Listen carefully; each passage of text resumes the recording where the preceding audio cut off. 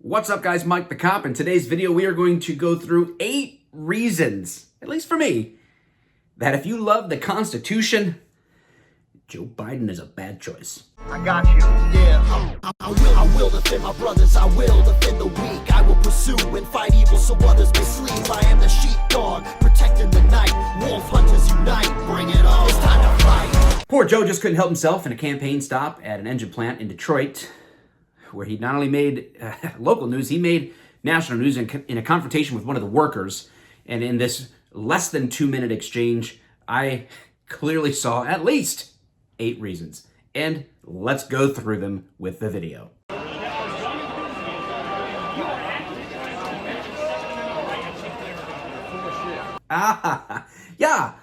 Yeah, that sounds like a great strategy, especially for a political party touting diversity and tolerance, because nothing screams diversity and tolerance like calling someone names that disagrees with you and simply approaches you running for president about an issue. Bonus, he calls him a horse's ass later on, so like it's a piece of it's not very nice.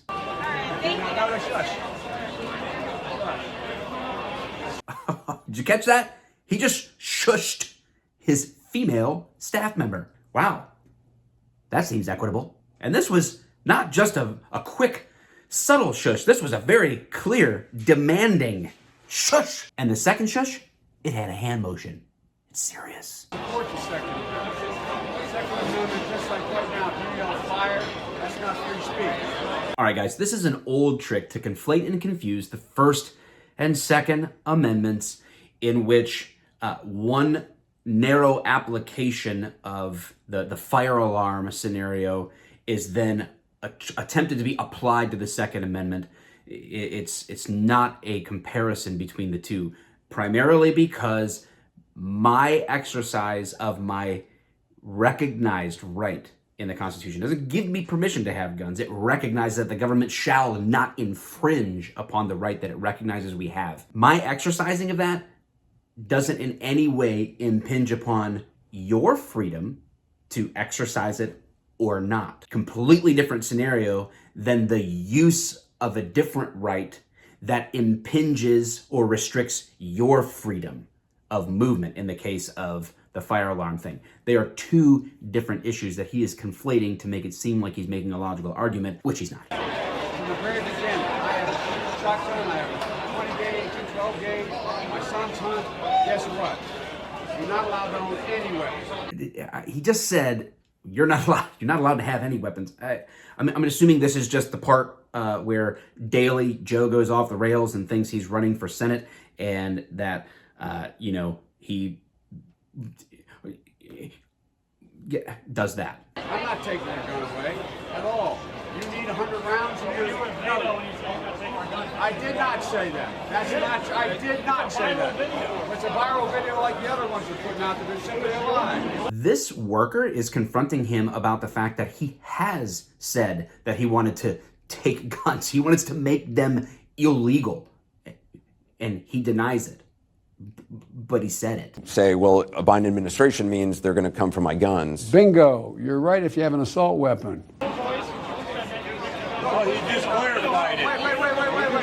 Take your AR-14s. Oh, yes, the feared AR-14.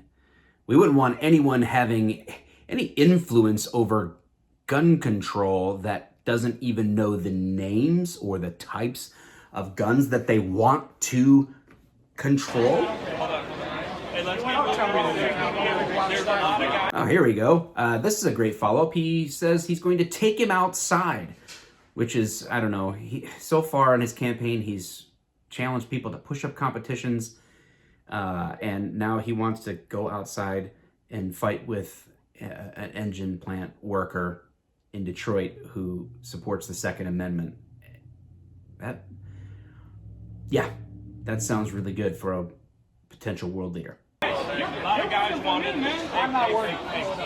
Give me a break, man. Don't be such a horse. You don't work for him? Well, you're certainly interviewing for the job. If you don't work for him now, although it's his tax dollars that actually pay your freaking salary, in retirement and will pay your salary if you got the job of president, telling him you don't work for him, man, that sounds not only completely inaccurate, but wildly arrogant. Look, here's the deal. Here's the deal.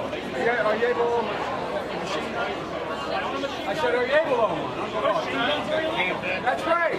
So AR-15s are legal.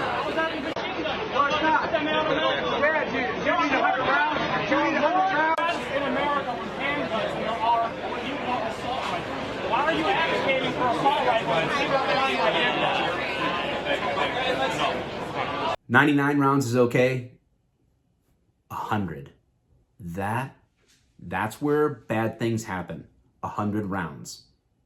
That's the arbitrary number that makes the most sense when you are trying to pander to people who, for whatever illogical reason, think that gun violence is the problem in this country.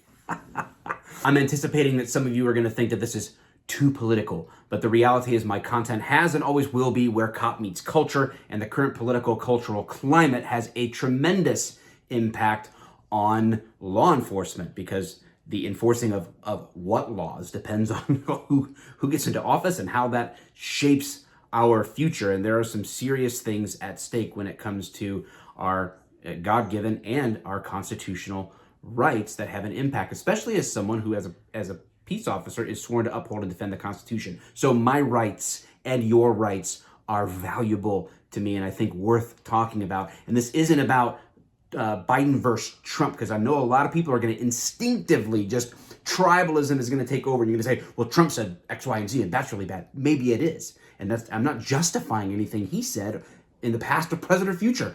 I'm just saying this conversation is very, very indicative of the position of former Vice President Joe Biden, and now presidential candidate. He is representing pretty much the best one particular party has to offer on this. And when it comes to your rights, I think that you may really want to think this through. Those are my thoughts. What are yours? Drop them in the comments below. Subscribe, hit the bell, share it up, like it, do all that stuff. And also, if you are looking for the benefits of CBD, but you cannot and do not want THC in your system, please check out CBDOps.com.